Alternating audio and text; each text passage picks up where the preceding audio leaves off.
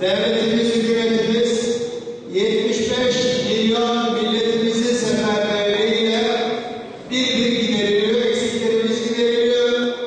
Yıkılan konutlara yeni konutlar yapılıyor. Biz az önce 2142 konutun kura çekiminden buraya geldik. Yeni okullarımız bitti. Onlarla eğitime başladı. Yeni spor salonlarımız oldu. Yeni hastaneler, yeni yollar, yeni köprüler, yeni altyapılar. Şehir adeta yeniden ayağa kalkıyor. Bu yürüyüşümüzde bize katkı veren hayırsever vatandaşlarımız da oldu. Okul yapanlar oldu. Öğretmen evleri, öğretmen konutları yapanlar oldu. Bugün açılışını yaptığımız gibi gençlerimize ve çocuklarımıza hizmet edecek olan spor salonları yapan hayırseverlerimiz de oldu. İşte onlardan bir tanesi Sanan Holding. Depremden hemen sonra Saadettin Bey'le görüşmüştük.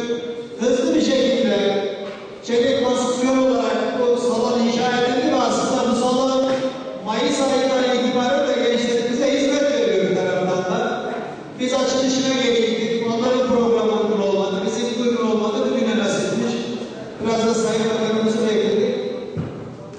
Sanan Holding bugüne kadar sosyal sorumluluk projelerinin büyükleriyle Türkiye olarak yarınlardan daha da umutluyuz. Başardık, daha iyisini başaracağız. Yaptık, daha iyisini yapacağız. Ve birbirimize nesilden nesile örnek olarak iyiliklerde hayatı yaşayacağız ve emanet edip gideceğiz. Bizler öncekilerden iyilik duyduk, iyilik gördük. Biz bildiğimiz, hissettiğimiz, yapabildiğimizin en iyisini yaptık, yapıyoruz.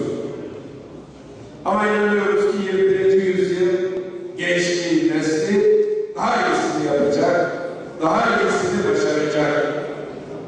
Her alanda, inşaatta, şehircilikte, eğitimde, sağlıkta, sanatta, bilimde,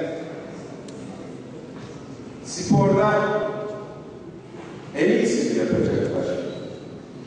Bugün burada henüz daha sonuna gelmiyorum. Van'ımızın bir başarılı örnek